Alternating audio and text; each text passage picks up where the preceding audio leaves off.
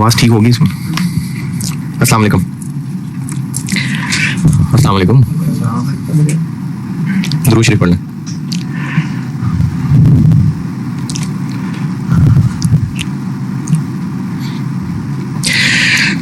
अच्छा, ये सामने बैठे हुए लोगों में से भी अगर कोई हुआ तो इसका मतलब रिकॉर्डिंग वालों में तो लाजमी होगा।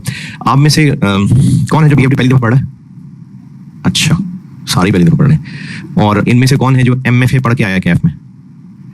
ओके, आपने नहीं पढ़ा हुआ।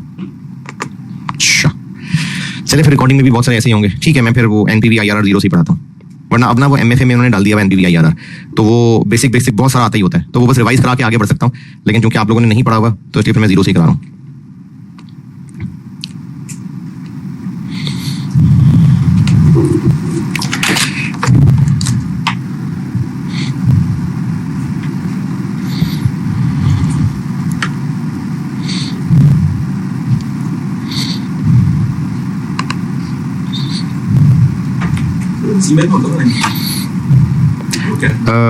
हाँ, आप सीमेंट का पढ़ा ना एनपीवी आईआरआर?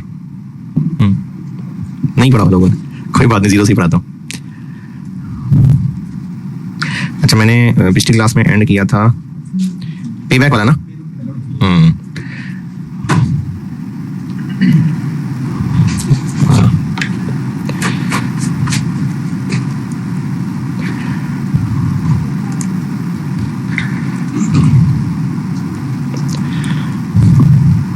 ठीक है,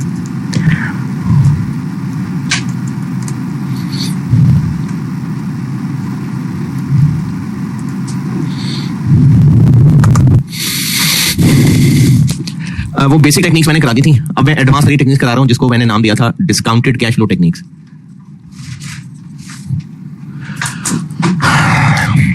इनमें मैंने 2 पॉइंट्स लिखे थे, एक एनपीवी था और एक आईआरआर था। तो अब इनको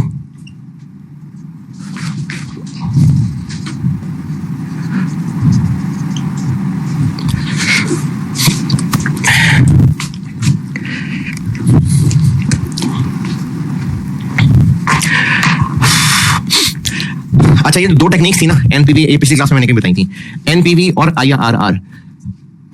ये जो रिकॉर्डिंग भी ले रहे हैं लोग, इनमें से काफी सारे तो नए होंगे जिन्होंने अभी एमएफए पढ़ा हुआ है, तो वो एनपीवी आईआरआर पढ़ के आए हुए हैं लेकिन भूल भाल गए होंगे। और वो लोग भी हैं जो पुराने चले आ रहे हैं तो उन्होंने एनपीवी आईआरआर नहीं पढ़ा हुआ, इसलिए मैं 0 से ही बता रहा हूं। पहले मैं ना एनपीवी और आईआरआर दोनों की बस टेक्निक्स बताऊंगा, उसके बाद इसमें जो मुश्किलें हैं फिर उन मुश्किलों पे जाऊंगा। यानी पहले मैं बगैर डिटेल्स, बगैर कॉम्प्लिकेशंस में घुसे ये दोनों मेथड बता रहा हूं कि एनपीवी और आईआरआर है क्या, इसका बेसिक कैलकुलेशन का तरीका सिखा के फिर इसमें मुश्किलें डालेंगे। तो पहले एनपीवी की एज ए टेक्निक बात कर रहा हूं कि ये क्या है। अगर हमें किसी एक प्रोजेक्ट में, अच्छा इसके नाम से अंदाजा हो रहा होना चाहिए, डिस्काउंटेड कैश फ्लो टेक्निक्स, यानी यहां पर हम क्या फिगर्स इस्तेमाल कर रहे होंगे, इनकम्स और एक्सपेंसेस या cash flows, cash discounted cash flow techniques, तो इनमें इस्तेमाल ही कैश फ्लोज होंगे। हाँ जी बिल्कुल, उनको डिस्काउंट कर रहे होंगे। तो अगर किसी प्रोजेक्ट में आज मतलब टाइम 0 पे 100 मिलियन लगना है और उसके बाद इस प्रोजेक्ट ने 1 साल बाद, 2 साल, 3 साल, इस 1 साल के बाद ये 40 मिलियन देगा, 2 साल के बाद ये 50 मिलियन देगा और 3 साल के बाद ये 30 मिलियन देगा। तो कैश फ्लोज की बेस पे फैसला करें तो 100 का आउटफ्लो है और इन तीनों को ऐड करें तो 120 का इनफ्लो है। तो अच्छा प्रोजेक्ट है या अच्छा नहीं है? 100 लगा के 120 मिल रहे हैं।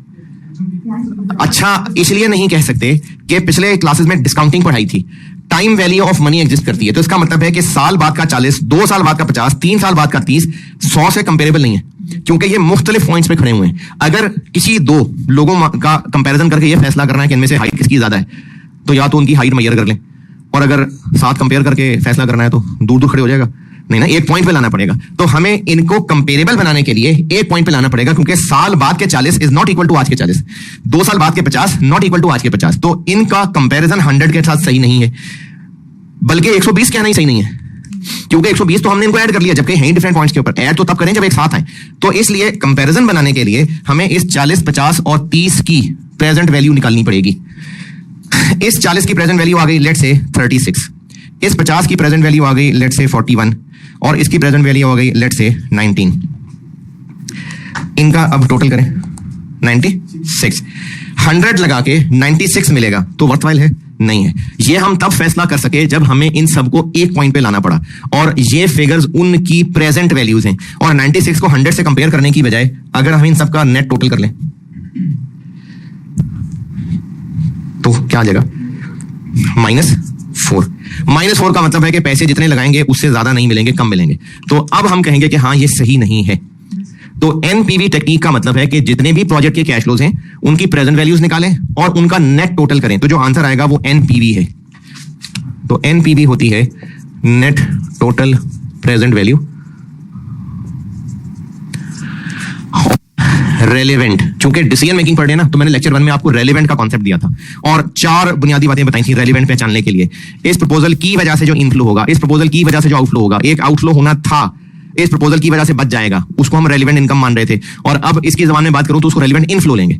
एक इनफ्लो होना था, इस प्रपोजल की वजह से नहीं होगा, तो उसको हम एक रेलेवेंट आउटफ्लो लेंगे। तो वही जो 4 असूल मैंने आपको पहले लेक्चर में बताए थे, ये वही बात मैंने यहां पर दोहराई है।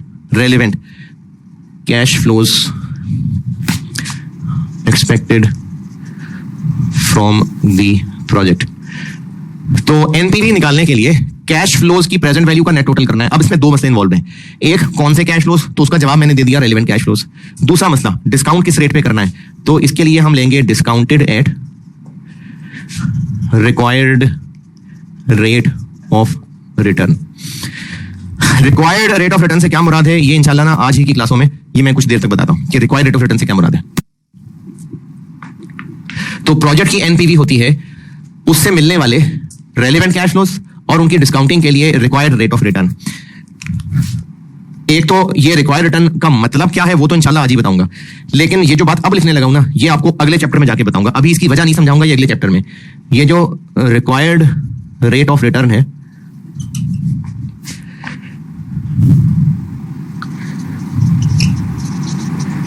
ये क्वेश्चन में गिवन हो सकता है कॉस्ट ऑफ कैपिटल के नाम से। कॉस्ट ऑफ कैपिटल क्या होता है और इसको हम रिक्वायर्ड रेट ऑफ रिटर्न क्यों लेते हैं, इस क्यों का जवाब है अगले चैप्टर में। अभी बस होता है weighted average cost of capital. ये जो रिक्वायर्ड रेट ऑफ रिटर्न है, ये सवाल में कॉस्ट ऑफ कैपिटल या weighted average cost of capital के नाम से गिवन है। रिक्वायर्ड रेट ऑफ रिटर्न क्या होता है ये तो इंशाल्लाह आज ही समझाऊंगा, लेकिन ये काली वाली बात जो है ये अगले चैप्टर में बताऊंगा। अभी सिर्फ मैंने ये कहा है कि इसको कॉस्ट ऑफ कैपिटल भी कह सकते हैं। क्यों, इस क्यों की वजह अगले चैप्टर में। अच्छा, अब चूंकि ये टेक्निक है तो इस टेक्निक का कोई डिसीजन रूल भी होगा, यानी कैसे फैसला करें कि प्रोजेक्ट में पैसा लगाना है कि नहीं लगाना। सादा सा मैथ है, अगर आंसर पॉजिटिव आ रहा है तो अच्छा है, अगर नेगेटिव आ रहा है तो छोड़ दें। तो इसका डिसीजन रूल ये है कि अगर एनपीवी पॉजिटिव है तो एक्सेप्ट कर लें। जी, इसका भी देता हूं जवाब।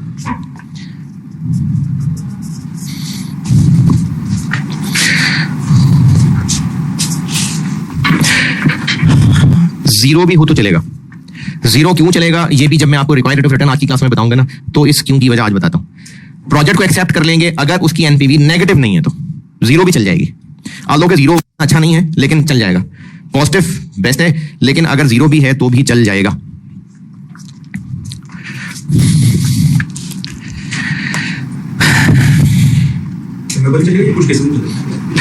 ये जरा थोड़ी सी डिटेल डिस्कशन है बात की।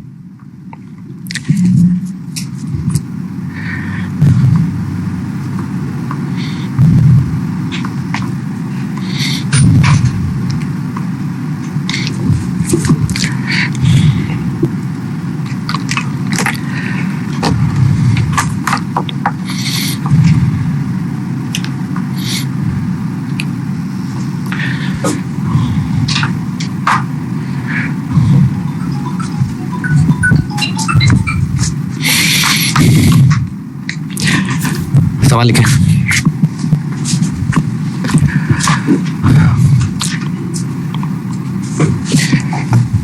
Initial investment required, initial investment required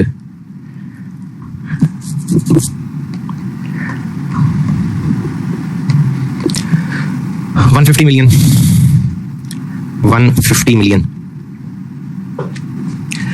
life of project 4 साल।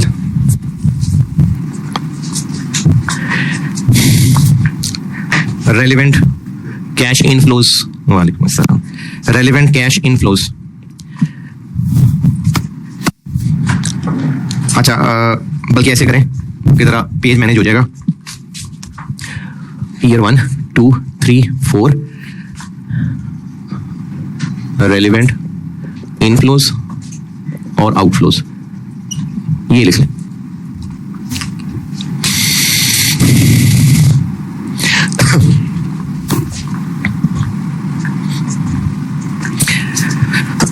तो रेलिवेंट इनफ्लोज बता रहा हूं।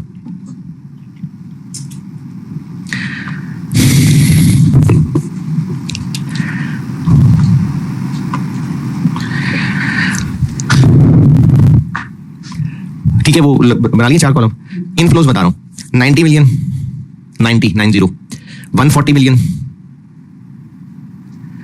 160 मिलियन और 200 मिलियन।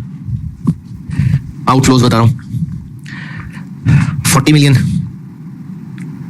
60 मिलियन, 70 मिलियन और 80 million. Required rate of return, required rate of return 10%, 10%। और रिक्वायर्ड है एनपीवी।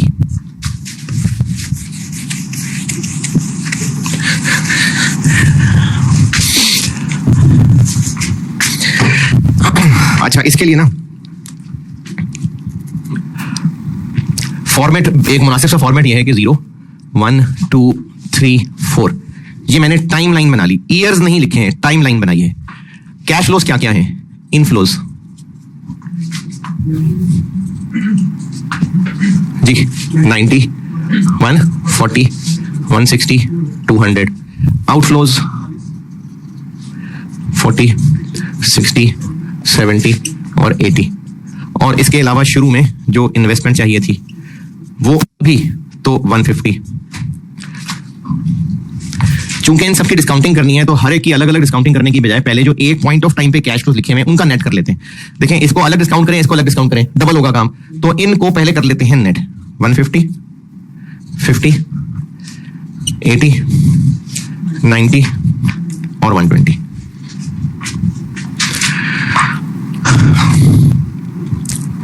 इनकी निकालनी है प्रेजेंट वैल्यू। अच्छा, चूंकि अब आप लोग पेपर जो सॉल्व कर रहे होंगे वो तो कंप्यूटर पे कर रहे होंगे, और एक्सेल की जो शीट आपको पेपर का हिस्सा बना के दी होगी उसमें फंक्शंस नहीं है। फंक्शन और फार्मूले में फर्क होता है। फंक्शन और फार्मूले में फर्क होता है क्या?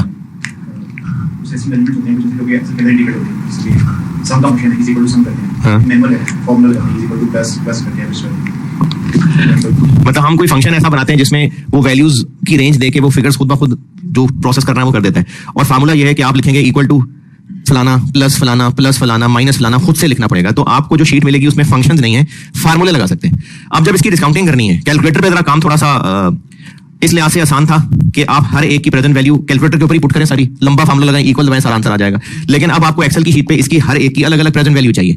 तो उसका तरीका ये होता है, ये जो मैंने आपको ना डिस्काउंटिंग सिखाई थी, तो ये कोई एनवीटी डिस्काउंटिंग होती नजर आ रही है? एनवीटी की शक्ल है, एनवीटी कब होती?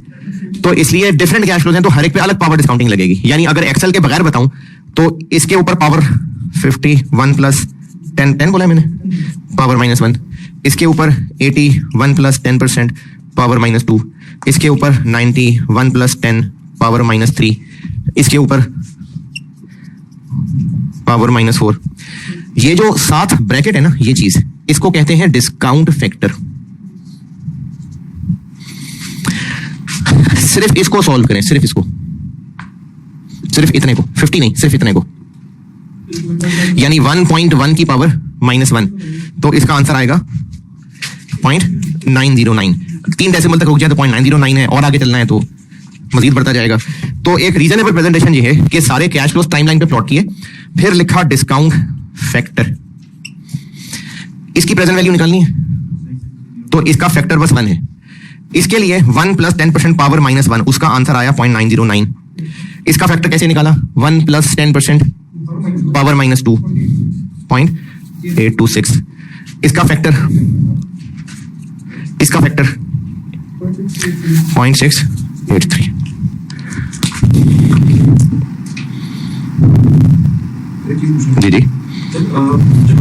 दूसरा करते थे फिजिकल पेपर तो हम एक ब्रैकेट खोल के तो हमने this plus this minus this show करा होता और हर एक का नंबर मिल रहा होता। अब जब इसमें हम करेंगे तो वो तो एक अमाउंट का एक टोटल वो जो अपनी वर्किंग की वो तो वो नहीं नजर आ रही। जैसे जैसे हम फॉर एग्जांपल रेलेवेंट क्वेश्चन का क्वेश्चन था अभी जो सामने लिखा है इसके वाले से पूछना कुछ तो इससे नहीं है। अच्छा चलिए पूछें आप। मैं कह रहा हूं कि हम कई बार मतलब काफी केस है तो हम रेलेवेंट क्वेश्चन फॉर एग्जांपल करते हैं। अब उसमें होता है इनफ्लो माइनस आउटफ्लो, ठीक है। अब एक चीज हमने पढ़ी है उसको लिखा है उसका क्या ब्रैकेट खोल के दिस प्लस माइनस मतलब प्लस माइनस सेक्शन में करते आगे लिख देते हैं ब्रैकेट के अंदर। और फिर उस एक एक का हम तो भी लिखेंगे लेकिन हम एक्सेल में लिखेंगे इक्वल टू बाहर की फिर टोटल आ जाएगा, ठीक है। सबसे जो हम यहाँ ब्रैकेट में जो फार्मूला लिख के दिखाते थे फिजिकल पेपर पे, कंप्यूटर के अंदर जब वो फार्मूला सेल के अंदर लिखा होगा लेकिन उसके अंदर उसका फार्मूला भी तो नजर आ रहा होगा ना, ठीक है। लेकिन हम उठा के वर्ड में पेस्ट करते हैं, जो हमने वर्ड में पेस्ट कर दिया तो हम जब इसको वर्ड में लिख के दिखा रहे हैं तो वही काम जो आप हाथ से लिखते थे वो आप टाइप कर रहे होंगे। यानी आप यहाँ टाइप कर रहे होंगे ब्रैकेट फलाना प्लस फलाना प्लस फलाना, वो आप टाइप कर रहे होंगे। एक है एक्सेल की वर्किंग, उस वर्किंग के अंदर अच्छा वो जो वर्किंग है ना वो भी पेपर का हिस्सा है, वो वर्किंग का घर थोड़ी ले जाएंगे, एक्सेल की फाइल भी तो अपलोड ही होगी ना। लिखा भी बताया कि गाइडलाइन में इस वर्ड वाला जो आंसर हम लिखेंगे एक्सेल वाला वो आगे दिया। अच्छा चलिए इसमें मैंने भी इसको डिटेल से देखना है तो वो तो मैं आपको मैंने कहा था कि जब हमने ना वर्ड एक्सेल में ना एक इक्वल टू लगा कर लेंगे टोटल अमाउंट एक इक्वल टू बगैर ब्रैकेट में शो कर देंगे ताकि वो दोनों कॉपी हो, ऊपर एक वर्किंग भी जाए और नीचे आंसर भी आए। देखिए ये तो टाइप करने वाले की अपनी आसानी है ना कि वो एक्सेल में टाइप करे या वर्ड में टाइप करे। जो उसने एक्सेल में टाइप करना है वो एक्सेल की बजाय वर्ड में टाइप कर ले, एक्सेल पे फार्मूला लगाएंगे। बाकी लिखने वाला काम जो आप देखिए जो आप पेपर पे लिखते थे अब आप वो वर्ड पे टाइप कर रहे हैं। तो अगर आपको पेपर में ब्रैकेट फलाना प्लस लिखना होता तो आपको वर्ड पे भी वो फलाना प्लस फलाना लिख के दिखाना है। जो कुछ भी फिजिकल पेपर पे हाथ से लिखते थे वही सब कुछ आप वर्ड में टाइप कर रहे होंगे। ये डिस्काउंट फैक्टर निकल आया। अब प्रेजेंट वैल्यू निकालने के लिए इसको इससे मल्टीप्लाई करना पड़ेगा। ये तो 150 ही हो गया, ये 40.91 चले 66.08 67.59 81.96 और 45.45 वो ठीक है, वो भी गलत है।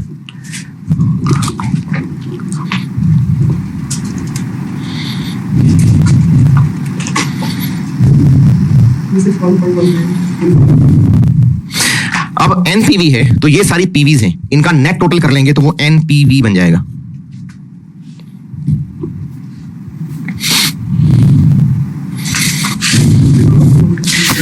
ट्रिपल 1.13 पॉजिटिव, ये इसकी पॉजिटिव एनपीवी आ गई।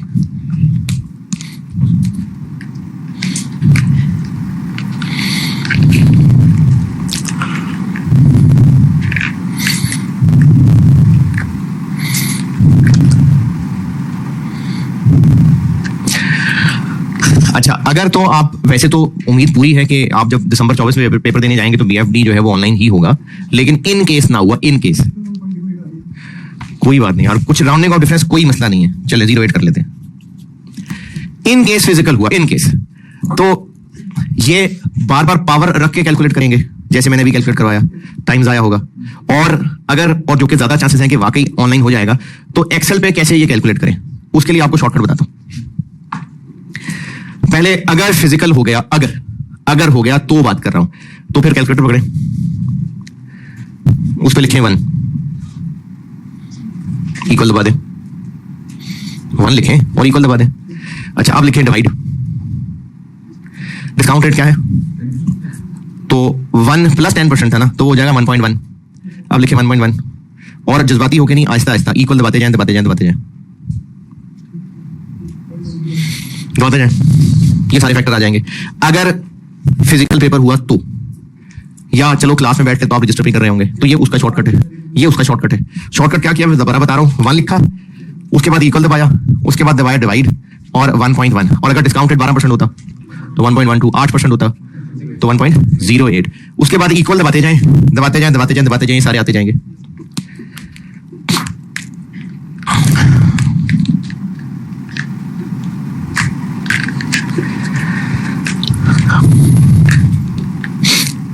अब एक्सेल पे दबा दें, अब एक्सेल पे कर लेते हैं। यहां टाइप कर दिया आपने 1, यहां 1 टाइप कर दिया, इस सेल में आए इक्वल टू लेफ्ट वाला सेल डिवाइड बाय 1.1,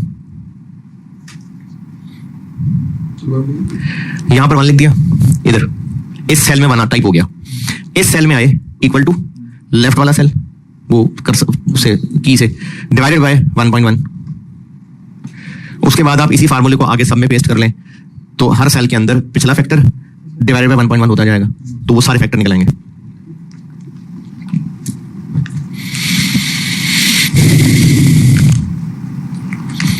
हाँ जी, एक्सेल में कर रहे हैं साथ साथ। इक्वल दबा के पिछला सेल डिवाइडेड बाय 1.1 जो भी फैक्टर है, तो हर अगले सेल में कॉपी करते जाएंगे तो वो पिछले वाले को 1.1 करता जाएगा। ये एनपीवी का एक मुनासिब सा फॉर्मेट। अच्छा, इसमें अब एक सवाल जो कि मैं उम्मीद करता हूं होना चाहिए, तो करें वो सवाल होना चाहिए। यहां पर एक सवाल पूछना बनता है अगर वाकई पहली दफा पढ़ रहे हैं तो।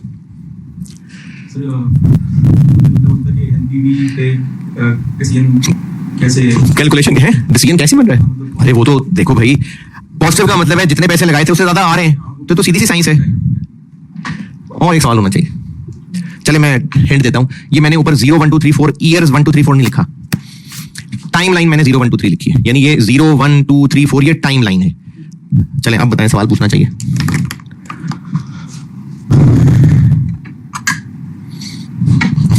अच्छा चले खुद ही बता देता हूँ। हाँ हाँ, इसकी शक्ल से रिलेटेड।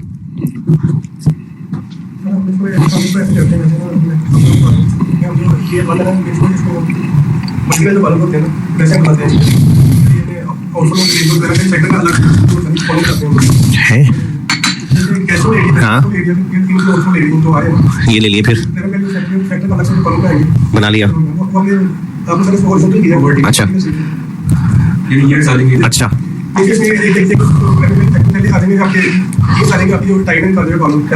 अरे वो तो आप इसको ऐसे कर रहे हैं ना, तो ऐसे ऐसे वो तो देखो जितनी लाइनें हैं उनको ऐसे लिखना पढ़ना ऐसे ज्यादा आसान है। 12 चले आप ऐसे कर लें, वर्टिकल कर लें। हाँ, इसमें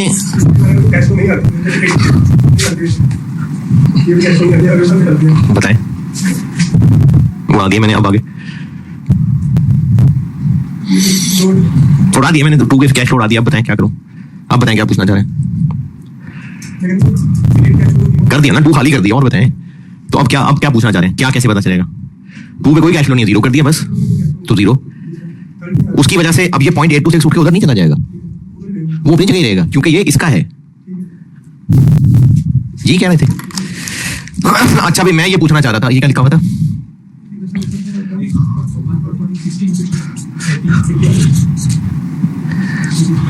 पॉइंट 08। मैं ये पूछना चाह रहा था कि मैंने अगर यहाँ 140 लिखा है तो ये ईयर 2 है कि टाइम 2 है? टाइम 2। तो मैंने तो सवाल में नहीं बताया कि ईयर 2 में जो 140 है वो कब अराइज होगा, शुरू में होगा, दरमियान में होगा, एंड पे होगा, ये तो मैंने नहीं बताया। हाँ, तो ये जो डीसीएफ टेक्निक्स है ना, डीसीएफ, इनके बारे में ना 2-3 मोटी मोटी असम्पशंस हैं। जितने भी डीसीएफ हैं, अभी मैं एनपीवी की बात कर रहा हूं, आईआरआर में भी ऐसा ही है। किसी भी डीसीएफ के सवाल को करने के लिए उसके कैश फ्लोज को कैसे प्रेजेंट करना है, इसके लिए 2-3 मोटी मोटी असम्पशंस हैं। अगर सवाल में उनके खिलाफ कोई बात की है तो चलो ठीक है, जो सवाल ने कह दिया, वरना बाय डिफॉल्ट ये काम करना है।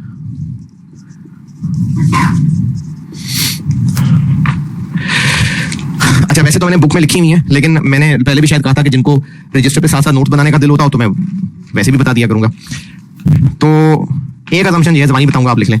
एक असम्पशन ये है कि जो इनिशियल इन्वेस्टमेंट है ना, इनिशियल इन्वेस्टमेंट वो फौरन यानी टाइम 0 का आउटफ्लो है। इनिशियल इन्वेस्टमेंट टाइम 0 का आउटफ्लो है।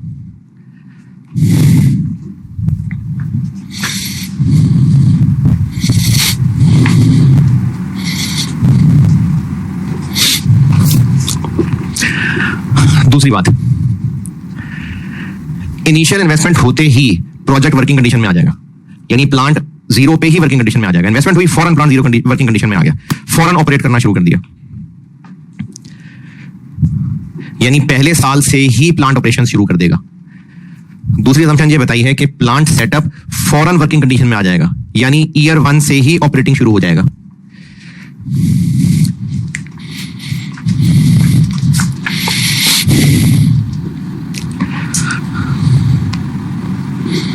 तीसरी बात,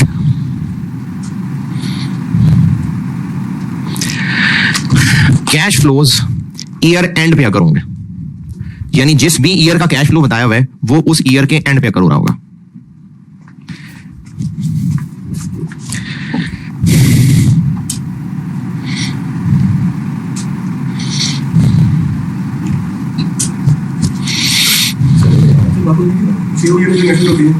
जीरो ईयर कोई नहीं है, ईयर जीरो कुछ नहीं होता, टाइम जीरो अभी फौरन। तो टाइम जीरो जो है वो पहले साल का शुरू है, क्योंकि अभी जो कैश फ्लो है उसकी अभी क्या वैल्यू है, मैं पूछ रहा हूं जो अभी का कैश फ्लो है उसकी अभी क्या वैल्यू है, यही है। तो यही इसकी प्रेजेंट वैल्यू भी है। कोई भी फैक्टर, वालेकुम सलाम जी, आ रहा हूं। चलें नमाज पढ़ लेते हैं जी।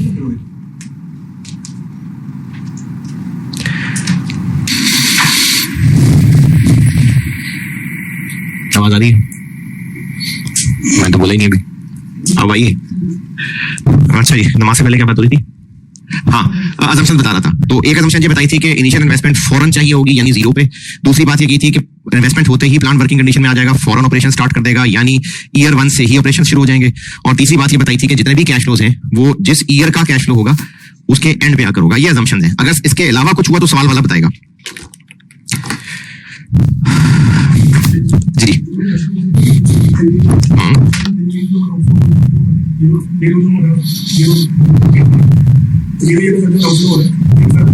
एनपीवी जीरो के ऊपर बात कर रहे हैं। हाँ, आप बताएं डिसीजन कब करेंगे? मतलब हमने फैक्ट्री लगा ली, काम शुरू हो गया, आपने किसी जगह नौकरी करनी है या नहीं करनी है, ये डिसीजन तब करेंगे जब आपको वो कंपनी ज्वाइन किए हुए 10 साल हो गए होंगे। ज्वाइन करने से पहले ही करेंगे ना। तो ये हम जो भी डिसीजन मेकिंग पढ़ रहे हैं, इसमें प्रोजेक्ट में पैसा भी नहीं लगाया है, तभी तो डिसाइड कर रहे हैं कि लगाना है कि नहीं लगा। अगर पैसा लगा चुके होते तो फिर डिसीजन किस बात का था? तो ये सारा कुछ बजटेड है, ये सब फोरकास्ट है। ये हम जहां पर जो काम भी कर रहे हैं वो सब बजटेड है, सब फोरकास्ट है, सब प्लान कर रहे हैं, तभी तो फैसला करने लगे हैं कि हम प्रोजेक्ट में पैसा लगाएं कि ना लगाएं। चले और लिखिए सवाल।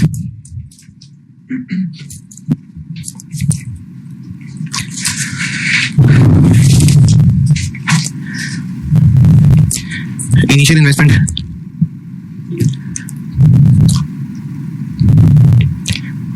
$100 million, life 4 years, residual value $20 million,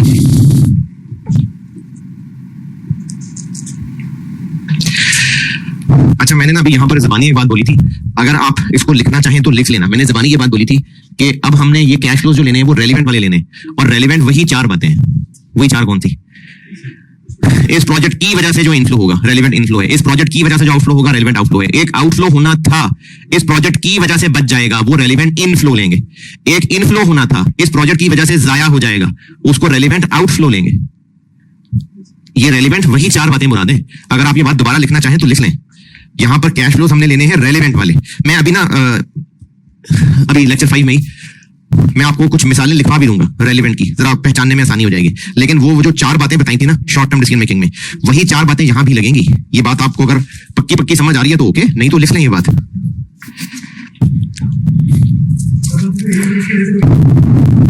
हाँ, नहीं हुआ, नहीं अभी हुआ कुछ भी नहीं है, ये सब प्रोजेक्शन चल रही हैं। फिर वही बात, नहीं हुआ, नहीं होगा इसकी वजह से। हाँ, नहीं होगा, सब यहाँ जो है ना फ्यूचर चल रहा है, हुआ कुछ भी नहीं है अभी। हाँ, बच गया नहीं, बच जाएगा। पास्ट टेंस और फ्यूचर टेंस में गड़बड़ कर रहे हैं आप, सब फ्यूचर टेंस है।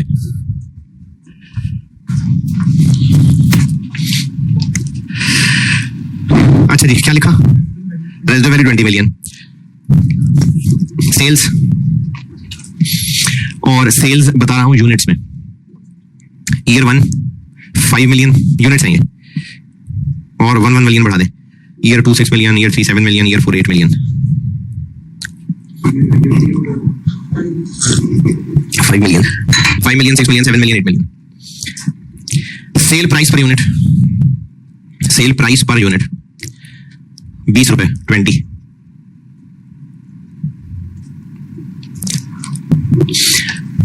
Variable production cost, variable production cost 8 रुपए per unit, ₹8 per unit.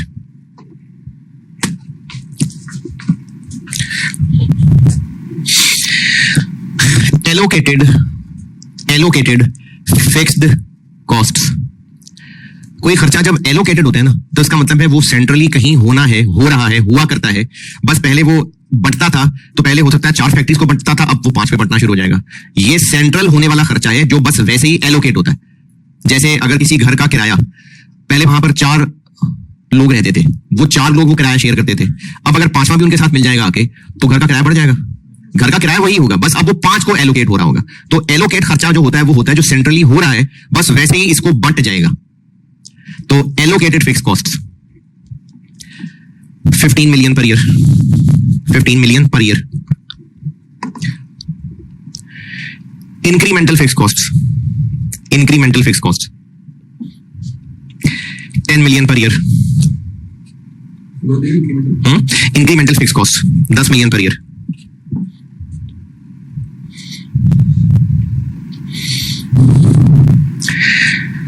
Marketing cost of 3 million will be incurred at start of year 3, will be incurred at start of year 3। Project की life 4 साल है, लेकिन हमें ना तीसरे साल जाके मार्केटिंग पे फिर खर्चा करना पड़ेगा, तो वो अगले 2 साल होंगे। यानी इस प्रोजेक्ट के अप्रेजल में हमारा ये प्लान है कि तीसरे साल जाके लोगों को फिर होश दिलानी पड़ेगी, तो फिर से उन पे खर्च करना पड़ेगा। और required rate of return 12% NPV calculate कर दें, प्रोजेक्ट की एनपीवी कैलकुलेट कर दें।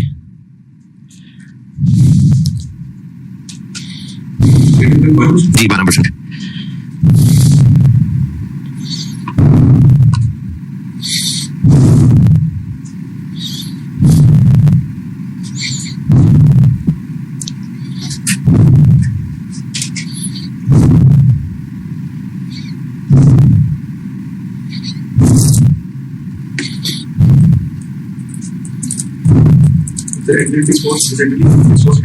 एलोकेटेड जो मैंने रेंट की मिसाल दी है, यानी अगर हमारी फैक्ट्री ऑलरेडी है और वो किराए पे है, तो पहले उस फैक्ट्री में 4 मशीनें थी, अब हम 5वीं मशीन और लाना चाह रहे हैं, तो पहले वो किराया 4 मशीनों में बढ़ता था, अब 5वीं में बढ़ जाएगा।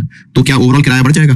नहीं। तो एलोकेटेड वो होता है जो सेंट्रली वैसे भी होना है, बस वैसे इस प्रोजेक्ट का हिस्सा भी इसके शेयर हो जाएगा।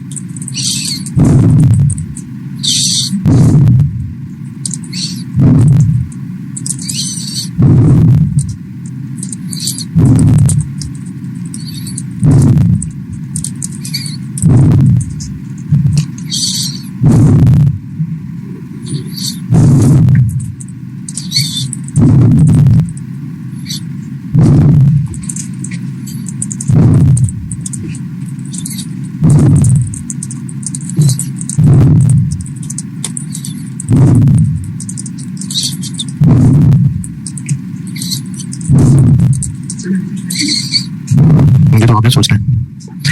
DCF डिस्काउंटेड कैश फ्लोज,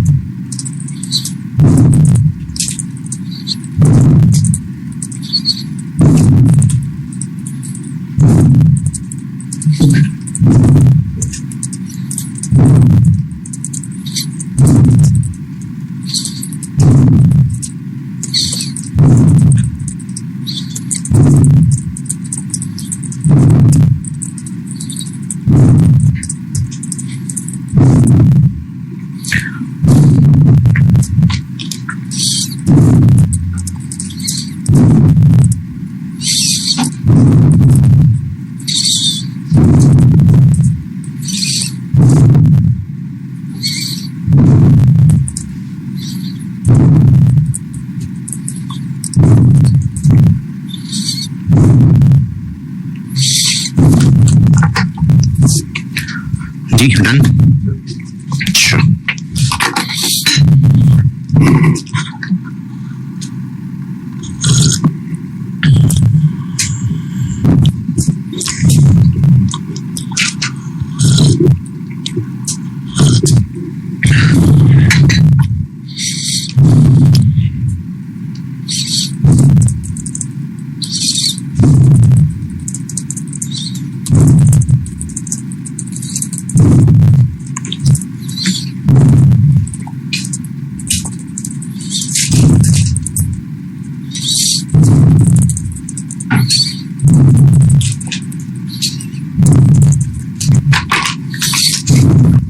जी डन।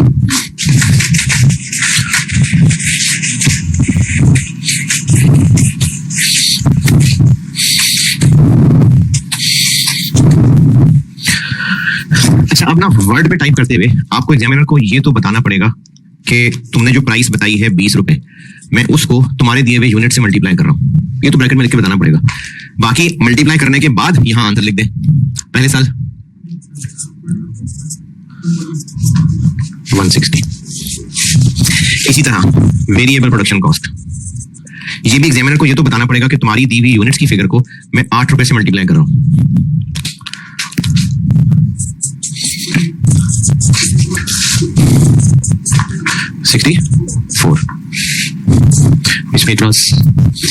फिक्स कॉस्ट जो एलोकेटेड वाली है ना वो रेलेवेंट नहीं है।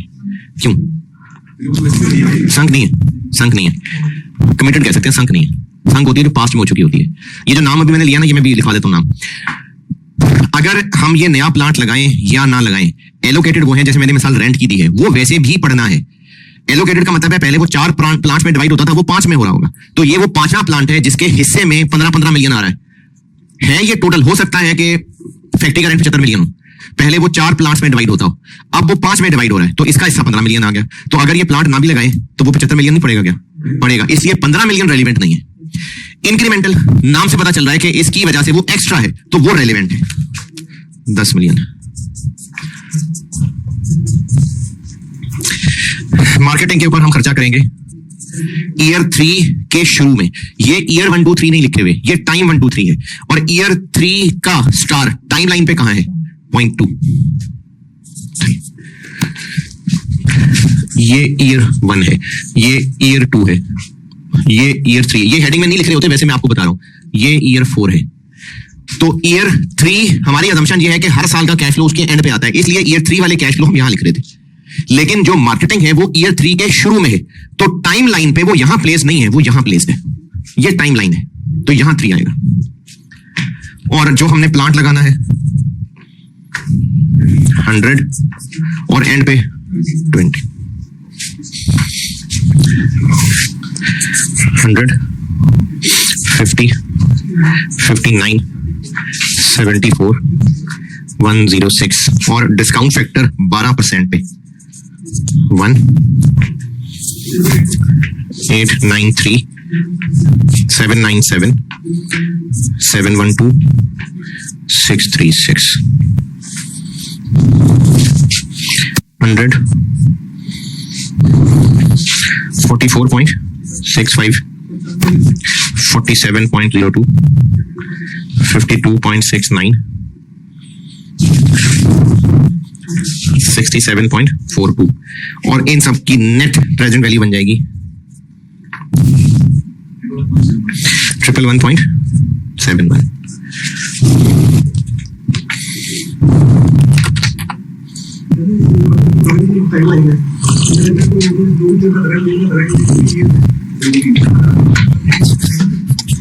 चलो दे रहा है, दुरुस्त है। ये ना ईयर्स, आप डिस्काउंटिंग वाली क्लास में थे, पिछली क्लास में। चलो वो लैब में ले लेना क्लास। डिस्काउंटिंग पे मैंने एक पूरा घंटा 1.5 घंटा लगाया है, हजम नहीं हो रही।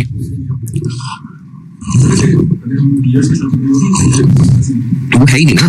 देखें ईयर 3 के एंड पे कैश हो या ईयर 3 के स्टार्ट पे हो, एक ही बात है। अच्छा ईयर 3 तो दूर चला गया। 100 ईयर 1 में आने वाला कैश है, ये ईयर 1 के एंड पे आए या ईयर 1 के शुरू में आ जाए, एक ही बात है। नहीं ना, अगर ये ईयर 1 के शुरू में आ जाता तो इसकी प्रेजेंट वैल्यू 100 ही होती। साल बाद आएगा तो उसकी प्रेजेंट वैल्यू 91 हो जाएगी। तो इसलिए इट मैटर्स कि कैश फ्लोज जिस साल का है उसके एंड पे है कि शुरू पे, फर्क पड़ेगा। तो इसलिए हमने डिस्काउंटिंग ईयर 1 2 3 4 के हिसाब से नहीं करनी, टाइम 0 1 2 3 4 के हिसाब से करनी।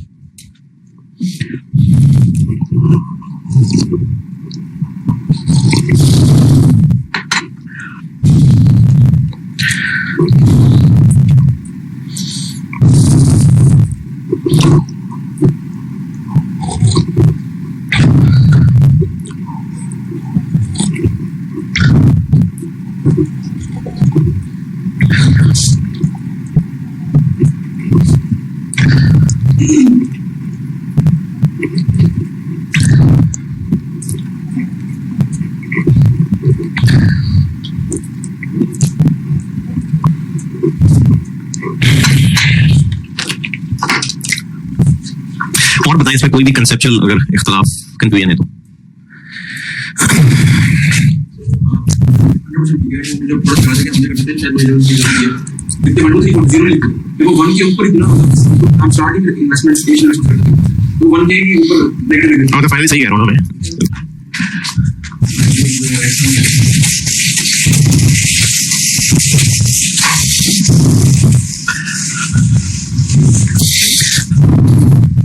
अच्छा कुछ मिसालें बता देता हूं, ये आपको शुरू में एटलीस्ट हेल्प करेंगी, उसके बाद तो आप चीजें हो जाएंगे, शुरू में हेल्प करेंगी। चाहे एनपीवी हो चाहे आईआरआर, जो मैं लेक्चर 6 में शुरू करता हूं, डिसीजन मेकिंग चाहे एनपीवी हो चाहे आईआरआर हो, ये है DCF techniques, discounted cash flow techniques. यानी हमने इनमें जो भी फिगर्स लिखनी है वो कैश फ्लोज हैं, तभी मैंने यहां पर डेप्रिसिएशन नहीं लिखा। एआरआर में डेप्रिसिएशन क्यों लिया था? क्योंकि वो कैश फ्लोज नहीं थे, वो प्रॉफिट था।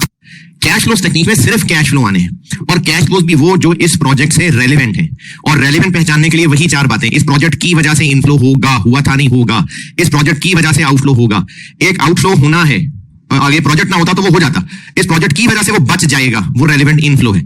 एक इनफ्लो होना था, मतलब फ्यूचर में होना था, अगर ये प्रोजेक्ट ना होता, इस प्रोजेक्ट की वजह से वो जाया हो जाएगा, वो रेलेवेंट आउटफ्लो है। तो ये 4 बातें यहां पर भी हैं, लेकिन एटलीस्ट शुरू के सवालों में हेल्प के लिए रेलेवेंट और इररेलेवेंट की मैं एग्जांपल्स बता देता हूं।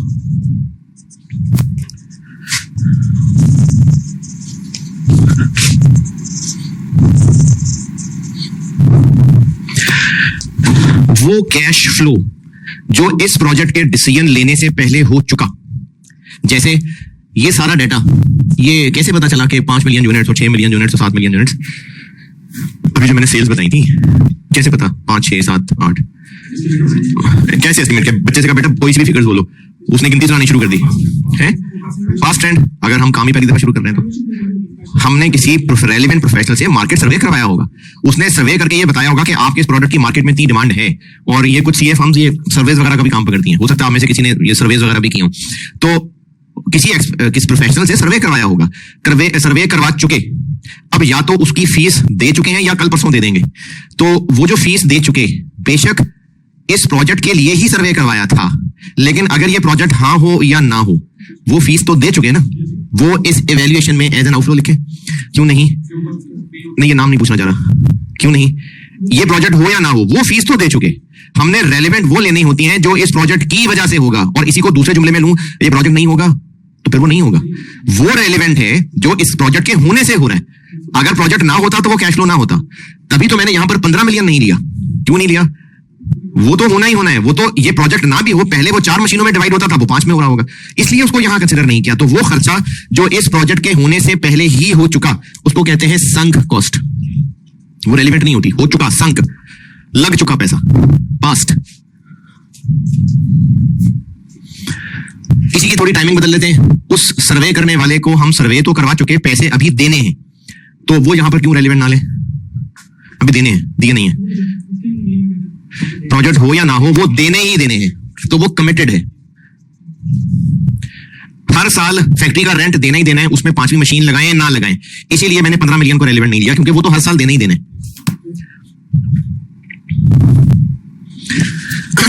और इसकी वजह कुछ क्लासेस बाद बताऊंगा, अभी बस आप रट्टा ही समझें।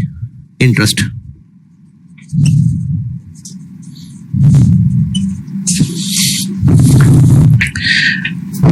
इंटरेस्ट तो मैंने स्पेसिफिकली मेंशन किया है, वरना मेरी मुराद सिर्फ इंटरेस्ट से नहीं है, उसकी प्रिंसिपल रीपेमेंट से भी है।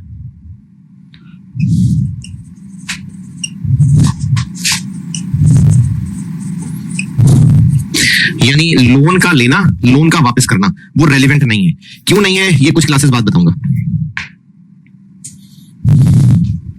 अगर हमने इस प्लांट को खरीदने के लिए लोन लेना है तो फिर कल को वापस भी तो करना है ना, तो उसको फिर हम यहां पर एज एन आउटफ्लो दिखाते, क्योंकि लोन लेते तो वापस भी करते। तो मैं कह रहा हूं कि नहीं दिखाना।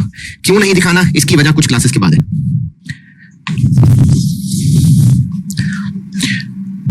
यानी लोन के प्रिंसिपल इनफ्लो आउटफ्लो भी नहीं दिखाना, इंटरेस्ट भी नहीं दिखाना। ये लोन मैं इस एसेट के लिए लगा रहा हूं, एज वेल एज इंटरेस्ट भी और प्रिंसिपल भी।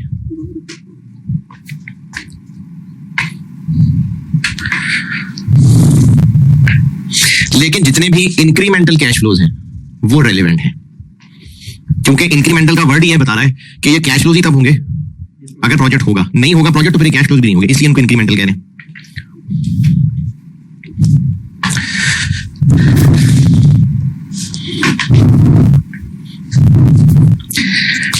हम जब भी कोई एग्जिस्टिंग रिसोर्स, एग्जिस्टिंग जो हमारे पास ऑलरेडी है, इस प्रोजेक्ट पे यूज करना होगा ना, इसको यहां आउटफ्लो क्यों दिखाया? क्योंकि प्लांट लगाएंगे तो आउटफ्लो होगा, नहीं लगाएंगे तो नहीं होगा। अगर हमें इसी प्रोजेक्ट के लिए एक जमीन भी चाहिए होती, चलो एक फैक्ट्री बिल्डिंग भी चाहिए होती, हमने उसमें प्लांट लगाना है, और वो बिल्डिंग भी हमने नई खरीदनी होती, तो वो भी यहां आउटफ्लो दिखाता। लेकिन अगर हमारे पास ऑलरेडी बिल्डिंग है और वो खाली पड़ी हुई है, और हमने सिर्फ ये फैसला करना है कि उस खाली बिल्डिंग में प्लांट लगाएं कि ना लगाएं, तो वो बिल्डिंग कितने की खरीदी थी, यहां पर आउटफ्लो लिखें। क्यों? क्योंकि खरीदी थी। लेकिन एक रिसोर्स तो है, और हम एक रिसोर्स को यहां यूज तो कर रहे हैं, तो उसकी कोई कॉस्ट तो होगी। तो उसकी जो कॉस्ट होगी ना, वो जितने की खरीदी थी वो रेलिवेंट नहीं है। हमें इस प्रोजेक्ट के लिए उस रिसोर्स की कुर्बानी जो देनी पड़ेगी वो रेलिवेंट है। उस कुर्बानी को कहते हैं अपॉर्चुनिटी कॉस्ट। और इसके लिए जो मैंने ज़बानी बोला है वो अगर आप लिख लें तो अच्छी बात है। मैंने कहा है अगर कोई हमारे पास ऑलरेडी रिसोर्स मौजूद है, फॉर एग्जांपल खाली फैक्ट्री बिल्डिंग है, उसको इस प्रोजेक्ट पे यूज करना है, तो उसकी ओरिजिनल कॉस्ट रेलिवेंट नहीं है, उसकी अपॉर्चुनिटी कॉस्ट रेलिवेंट है। और अपॉर्चुनिटी कॉस्ट का मतलब है कि इसको अगर हम यहां यूज करेंगे तो कुर्बानी क्या है, फैक्ट्री बिल्डिंग को यूज करने की कुर्बानी क्या है। हो सकता है हम वो बेच देते, हो सकता है किराए पे देते थे, तो कौन सी वाली कुर्बानी को यहां लें? क्यों? जो ज्यादा बड़ी कुर्बानी है।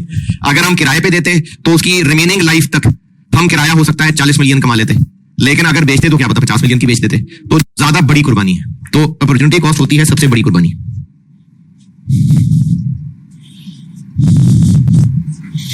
तो अगर कोई एग्जिस्टिंग रिसोर्स हम इस प्रोजेक्ट पे लगाएंगे तो वो कितने का खरीदा था रेलिवेंट नहीं है, उसकी कुर्बानी रेलिवेंट है।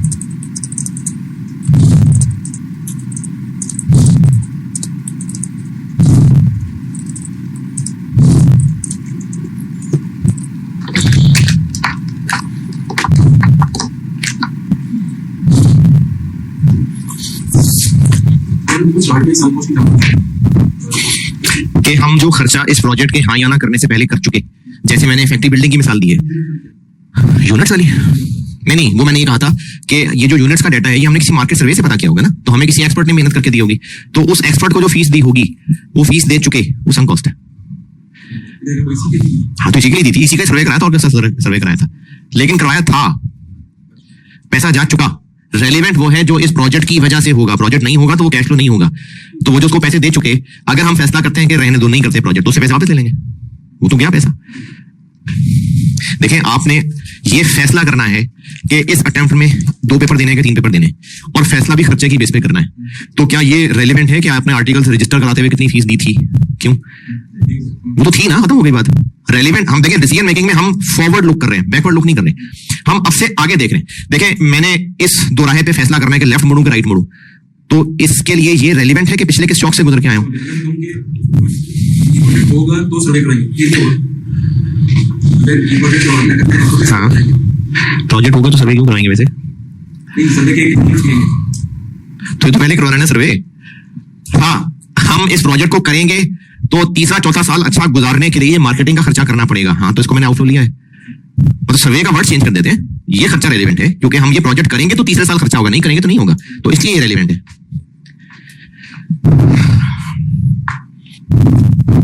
हाँ जी, ये लिस्ट ओके, इसमें कोई सवाल?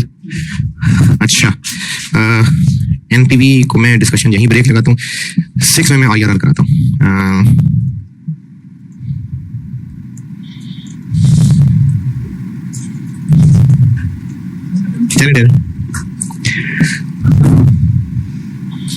ठीक है, सही, ठीक है, लेक्चर 5 बस।